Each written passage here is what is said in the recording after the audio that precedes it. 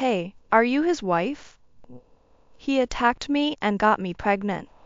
So I'm here to claim my inheritance. A shameless and bizarre woman barged into my husband's funeral. Her shocking confession drained me of all color. At that moment, I am Nick's mother, but I've been looking for you. What? Her face turned pale at my mother-in-law's words. What could this all mean? My name is Sherry. I'm a 32-year-old housewife working in a department store. I met my husband, Nick, in a university club. After a year of dating, we've been married for 10 years now. Though we occasionally argue over small things, we still care for each other and lead a happy married life, even in our 30s. Sherry, how about we go on a date next holiday? What? You know, it's been 10 years since we got married. Let's go buy something you want. Nick, thank you, but it's our anniversary. So it wouldn't be right for only me to receive a gift. Let's find something matching. Right, I was thinking about sweet 10 diamonds, but okay. Let's find something matching for both of us. I have a watch that I fell in love with at first sight. If you like it too, can we get that? Of course. We don't have children. We're okay with it since we didn't marry solely to have children, and we believe things are going well. We live close enough that miso soup doesn't get cold at my in-laws. My mother-in-law respects our way of thinking, so we have a good relationship. As my husband is a trading company employee, we go to movies or have lunch together when our holidays match, keeping our relationship strong. I was excited about buying the watch I fell in love with. However, the day before our day off, my husband came home late from work, looking pale. Are you okay? If you're feeling unwell, we can cancel tomorrow's shopping. I'm fine. Our wedding anniversary is next month, right? If we miss tomorrow, it looks like we won't have another chance. He weakly smiled at me while pressing his temples, perhaps due to a headache. Do you want some headache medicine? Is work that busy? Work is tough, but that's always the case. But what? But what? Sorry. It's nothing serious. I'll take some medicine and go to bed first. Oh, and I'll stop by my parents' house next Monday. My mom said she needs me for something. I see. Take care of yourself. After receiving the medicine from me, my husband took a bottle of water from the fridge and went to the bedroom. He never told me the reason until the end. Even during the next day's shopping, my husband seemed distracted, quickly putting back watches he picked from the shelves. When I showed him the watch I had fallen in love with, his reaction was lukewarm. Hey, maybe we should go back today. If you don't like it, I can't buy it. It's okay, let's decide on that one. His emotionless response made me shake my head.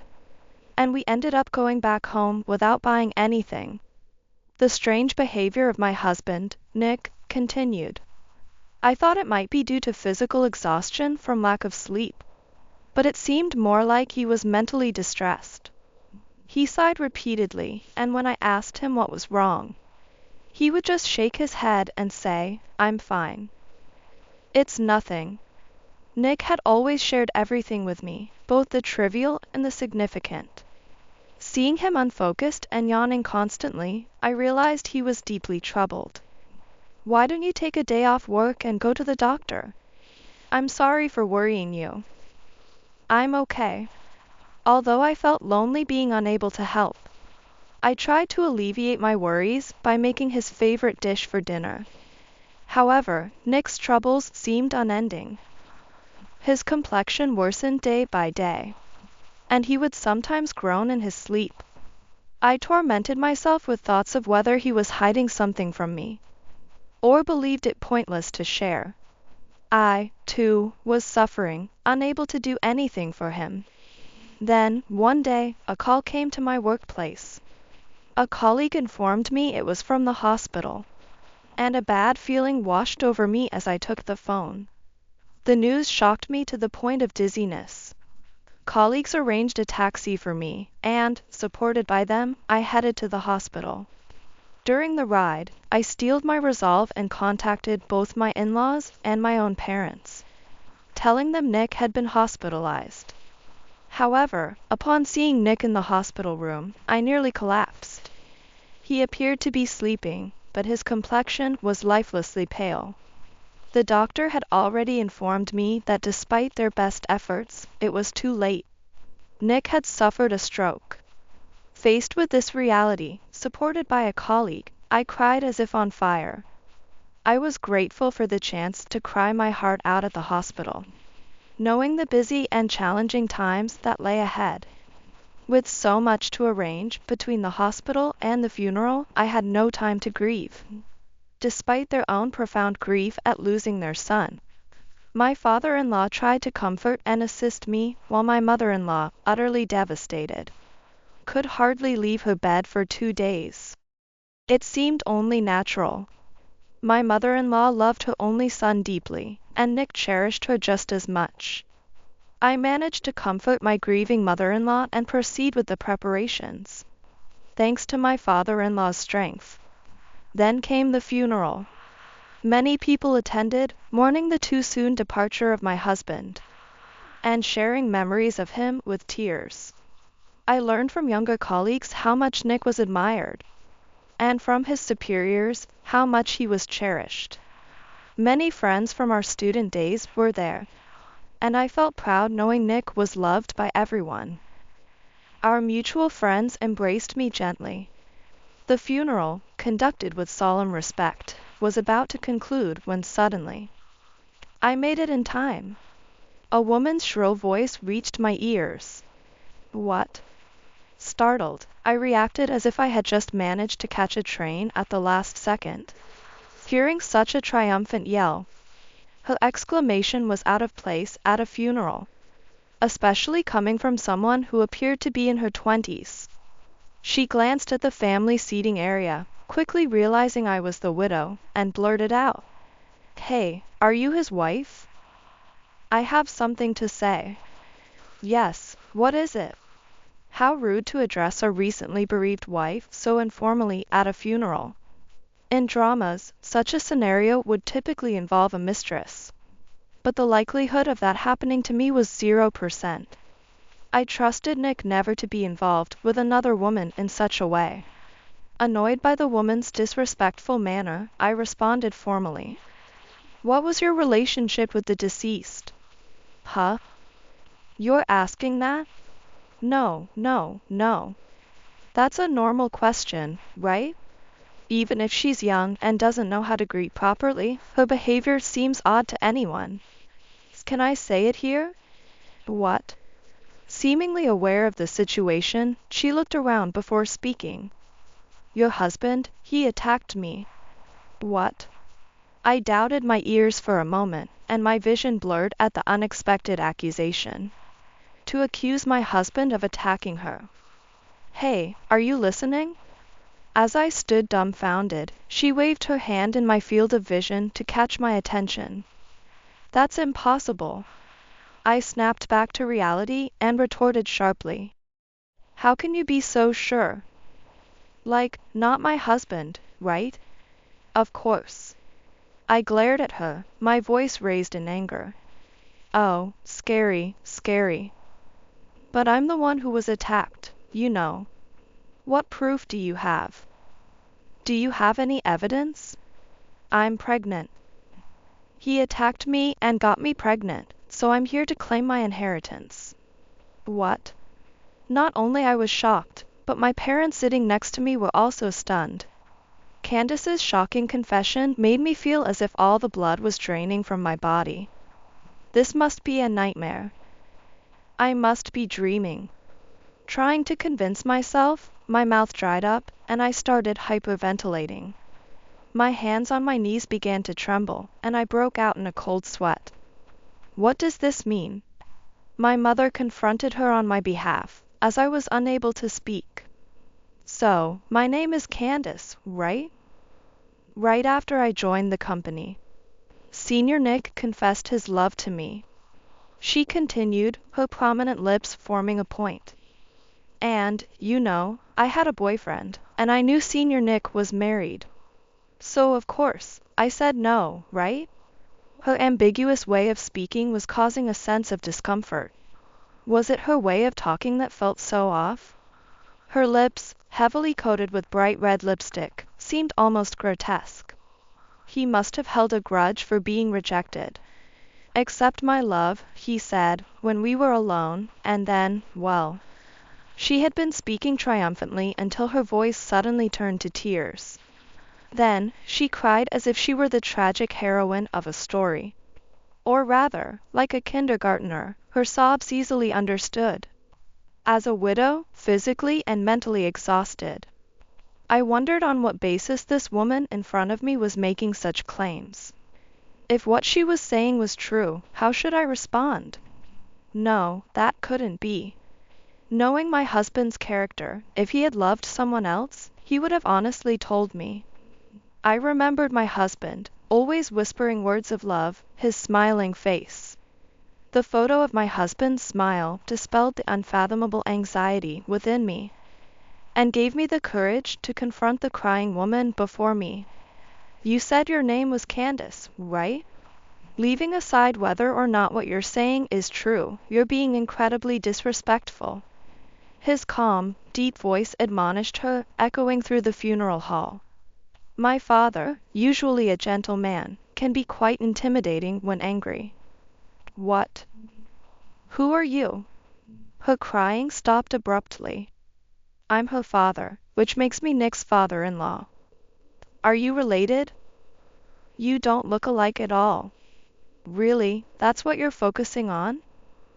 Isn't it odd to bring that up now? Could she be one of those quirky girls who just say whatever pops into their head? My father was taken aback by her abrupt comment and just gave a wry smile. Sherry takes after her mother and is beautiful. He straightforwardly answered her question. I take after my dad and am beautiful too. Plus, I love my dad. This is a souvenir from when he was working abroad. Cute, isn't it? She pulled out a necklace from under her funeral dress to show us, featuring a Moai statue pendant. Regardless of whether the Moai necklace was cute, wearing such an unusual accessory to a funeral convinced me she was indeed quirky. These kinds of people are tough to deal with. You have a unique sense of style. Candace, I understand what you want to say. I'll acknowledge it for now. Can we discuss this in detail after the funeral? The accusation of being attacked by my husband is not a light matter. Normally, it's not something one would want overheard by others. I suggested this, considering her dignity more than my own. But then, Candace's expression changed again. Don't think you can run away from this. What? I was speechless. Her attitude had completely changed. As if she was another person, and now she was getting angry at me. It was foolish of me to think I could handle this graciously. Candace, you've got some nerve. Let's clear this up right here. If you're lying, it's better to confess now for your own good. I'm not lying. Just promise to let my unborn child inherit, and I'll leave right away. Despite my father's imposing presence, she boldly continued her claim for the inheritance. I'm Nick's father. Who's making all this noise about inheritance? Whether her voice was too irritating, or it just rubbed him the wrong way. My father-in-law rebuked her loudly. Huh? Oh, so it's you? Should I direct my inheritance claim to you instead? Unfazed by my father-in-law's booming voice, she muttered to herself. Her ability to remain calm in such a situation was baffling. So you're Senior Nick's dad. You and the other man have similar hairlines. Hilarious, right? Despite her bizarre comments, my father-in-law, used to such remarks, stared her down intensely without flinching. Tell me the exact date and time when my son supposedly attacked you. That's so elementary school. So funny. Like I could remember that. You don't remember?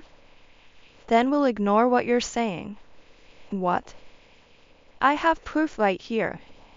You'll need to provide evidence that it's Nick's child then. Well, as the mother, I know. Oh, sorry, you wouldn't understand since you've never been pregnant. That's irrelevant right now. I was at my limit being reminded of our childlessness and was frustrated by her erratic conversation. Oh, I just had a great idea. How about not filing a complaint? You kick out this barren woman and marry me instead? That would make the inheritance process smoother, right? This woman was relentless. My father-in-law glared at her, his fists trembling with anger. It's a good idea, right? After all, it would be your deceased son's child. You could see your grandchild. She smirked creepily, glanced at me dismissively, and pressed her proposal to my father-in-law. Only if that child is truly his. But I highly doubt Nick would do such a thing. Should we get a DNA test? I confidently suggested this as my final trump card to her. Impossible. He's gone, you know. Too bad. The deceased have no say. I suspected her timing to arrive at the funeral home was no coincidence. Tears of frustration and grief overflowed. I was infuriated by her disrespectful and outrageous behavior towards my deceased husband. You wicked woman. You will not make my precious daughter-in-law, no, my daughter cry. I absolutely won't allow it. My father-in-law, in a fury, seemed to intimidate her as she took a step back. And now, it's my turn. Then, from behind my father-in-law, my mother-in-law appeared. The real disappointment is on your side, isn't it? What? I'm Nick's mother, but I've been looking for you. Candace stepped back again, puzzled by my mother-in-law's imposing presence. What was going on? Did my mother-in-law know her? Confused, I could only alternate my gaze between my mother-in-law and Candace. My mother-in-law, despite having been bedridden until yesterday, spoke with strength. I knew you were here. I thought you might be hiding somewhere. But thankfully, you revealed yourself. Candace, what you're saying is nonsense, isn't it? I've heard everything from Nick. You were the one who had feelings for him and chased after him, right? No. Nick was the one who said he liked me. Lies. You knew he wouldn't reciprocate your feelings. So you planned to frame him, didn't you? Where's your proof? My mother-in-law faced her challenge by showing her smartphone screen and playing an audio clip. Nick's voice flowed from the phone. I listened intently, shocked yet eager to understand. Candace, I appreciate your feelings, but I have a wife whom I love. I can make you happier than she can. Their conversation was played out. Candace's expression stiffened and paled. If you continue to involve yourself with me, I'll have to report this. You're young, Candace, let go. You hate me that much? Then I have my plan. I'll claim you attacked me. Help, someone help me. I felt sick and covered my ears. This is the evidence. You were too aggressive, so we recorded it just in case. Still going to deny it? Nick sent me this audio recording. Damn it. But, if there's indeed a child of Nick's in your belly, we'll have to proceed with inheritance. Grandparents and the child's DNA can be tested, you know. There's no child. It was all a misunderstanding by me. So, I'll be leaving now. Realizing she was at a disadvantage, Candace turned to leave, waving her hand dismissively at us. After all the turmoil she caused, letting her leave just like that was out of the question. I wanted to say something to her for ruining such a final farewell to my husband. I took a deep breath, ready to yell, but just then, someone grabbed the fluttering hand of Candace. You think you can just leave like that? Apologize to this family. Get down on your knees and apologize to the wife." His voice, filled with anger, echoed through the funeral home like thunder. Manager. The gentleman who grabbed her wrist was my husband's superior from his company. I heard the sad news while on a business trip and returned immediately. I apologize for offering my condolences so late. He bowed deeply to me, all the while keeping a firm grip on her wrist. "Welcome back, manager. You were in Singapore for your trip, right? What did you bring back as a souvenir?" Her out-of-place comment at such a moment made me realize the true horror of dealing with an eccentric person. "I have nothing for you. Rather than that, you should sincerely apologize." "No way, I did nothing wrong. It's Nick who's at fault for not accepting my love." "What?" I'm speechless with dismay. He sighed deeply, then bowed politely to us, explaining his relationship with Candace. "Actually, Candace is my niece, my brother's daughter. Her tendency to jump to conclusions has caused problems at her previous job as well, leading to her dismissal. We took her in when she had nowhere else to go, but it seems we indulged her too much. I'm ashamed she has caused trouble for our employees as well." He said this while repeatedly pushing down on Candace's head. "Ouch, ouch, let go." Her desperate struggle was somewhat comical. My parents and in-laws seemed somewhat relieved to see her in such a state. "Candace, you will no longer have a place at our company from tomorrow. This should bring peace to the workplace." He lectured Candace as he led her out of the funeral home. What followed was this. Manager, in other words, the brother, informed Candace's father about everything, who, furious about the incident, decided to kick her out of the house. Whether she could find a workplace that would accept someone so self-centered, who can't read the room and often makes inappropriate remarks, is questionable. Her unique sense of self and tendency to suddenly lash out made her a difficult case of an eccentric person to deal with. Unless she decides to change her ways, she's likely to end up isolated. My husband must have been at a loss on how to deal with her. Being kind-hearted, he probably exhausted himself trying not to hurt her. I spend my days grateful to him for trying to keep me from worrying. Then, one day, a package arrived. I couldn't stop crying when I opened it. It was a present from my husband. Today was our wedding anniversary. It's been half a year since my husband passed away. I'm currently enjoying a trip with my mother-in-law, just the two of us. Sherry, thank you for bringing me to a place filled with memories of Nick. I think Nick would be happy, too." I looked down at my wrist. "We couldn't wear them as a pair, but I'll cherish this watch, I promise." "Hey, Nick. The view here is so beautiful. I really wish you could be here with us." I murmured to myself, looking up at the sky. I wonder if my mother-in-law thinks I'm an eccentric person too. Right now, that's okay with me, because the time I spend thinking about my husband is filled with happiness.